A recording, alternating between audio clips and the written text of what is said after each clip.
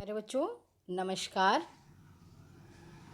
आज मैं आपको कबीर की साखी दोहा 4 और 5 समझाऊंगी। 3 मैं आपको समझा चुकी हूँ। ठीक है। सबसे पहले फिर मैं बता दूं कि कबीर की साखियाँ जो हैं कबीर के द्वारा रची गई हैं। साखी शब्द मूलतः साक्षी से बना है। कबीर ने जो साखियाँ हैं वो दोहा छंद में प्रस्तुत की गई हैं। और दोहा जो है कबीर के जीवन की जो सीख उन्होंने ली है जीवन में और जो शिक्षा उन्होंने पाई है उसी को अपनी रचनाओं में उन्होंने डाला है, जो आज भी वो अमर है। आज भी हमारे बीच उनकी साखियाँ हैं, आज भी हमें ज्ञान दे रही हैं।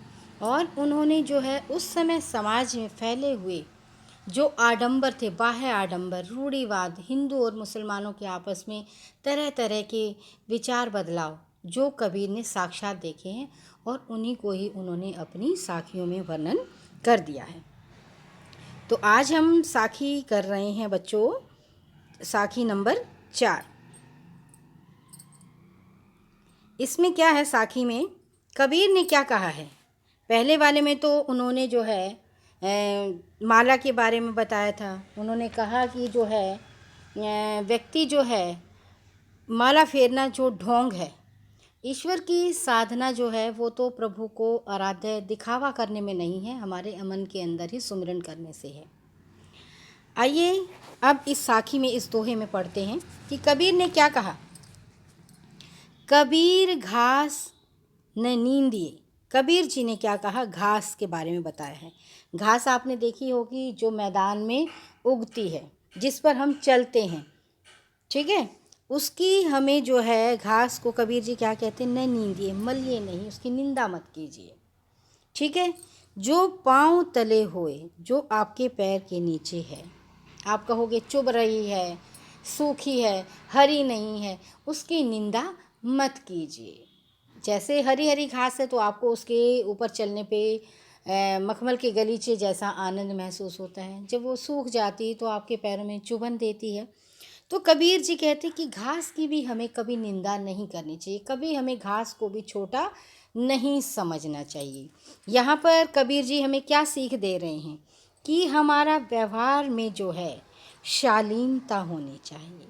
हमारे व्यवहार में जो है कठोरता नहीं होनी चाहिए। हमारे व्यवहार के अंदर क्या होनी चाहिए, शालीनता होनी चाहिए। हमें किसी की भी बुराई नहीं करनी चाहिए, किसी की भी निंदा नहीं करनी चाहिए। तो यहाँ पर कबीर जी क्या बता रहे हैं, देखिए क्या कहा उन्होंने।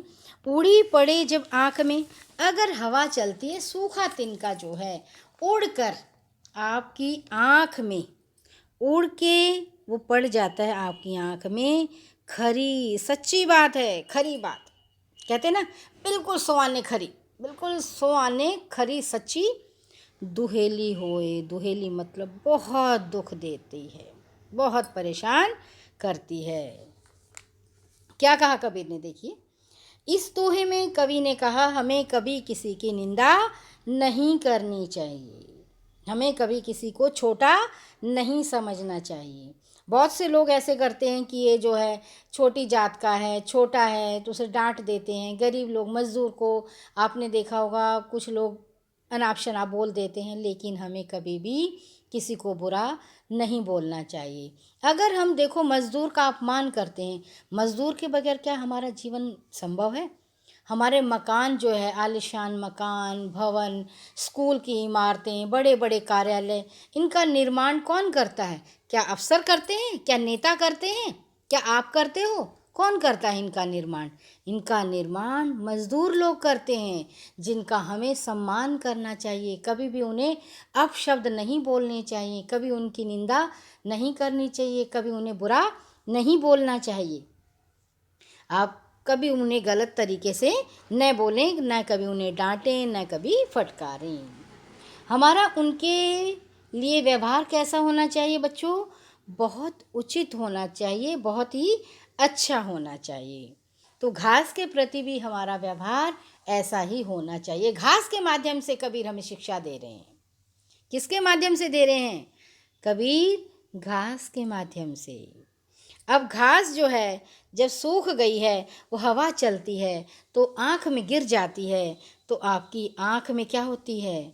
बहुत पीड़ा होती है, बहुत ही दर्द होता है। तो इसी बात पे इन्होंने कहा है कि अगर मान लो आप किसी को गलत बोल रहे हो, तो अगर वो छोटा व्यक्ति भी आपको गलत बोले, आप उसको मार रहे हो, गलत बोल रहे हो, तो वो पलट दे, तो क्या होगा? तो तुम्हें तकलीफ़ होगी या नहीं होगा? अगर तुम किसी गरीब व्यक्ति को गलत बोल रहे हो, तो आपको भी महसूस होगा या नहीं होगा?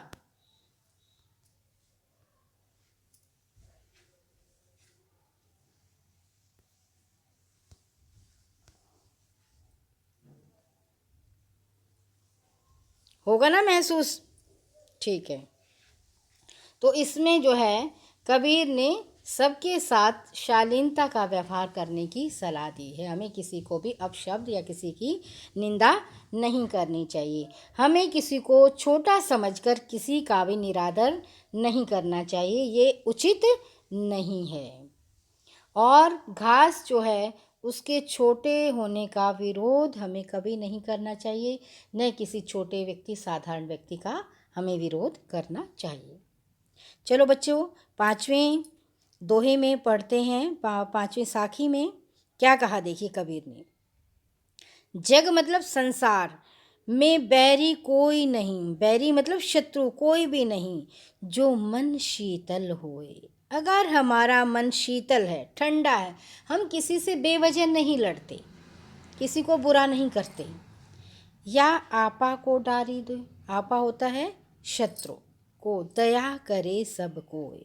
सबके मन में हमारे लिए क्या होनी चाहिए? दया का भाव होना चाहिए। किसी के लिए हमारे मन में शत्रुता नहीं होनी चाहिए। तो संसार में क्या है? अगर हम सभी के साथ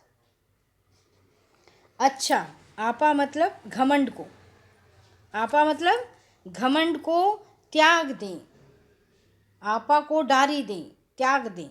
किसको? डारी मतलब त्याग दें, आपा उसको घमंड को, तो हमारा कोई भी शत्रु नहीं है।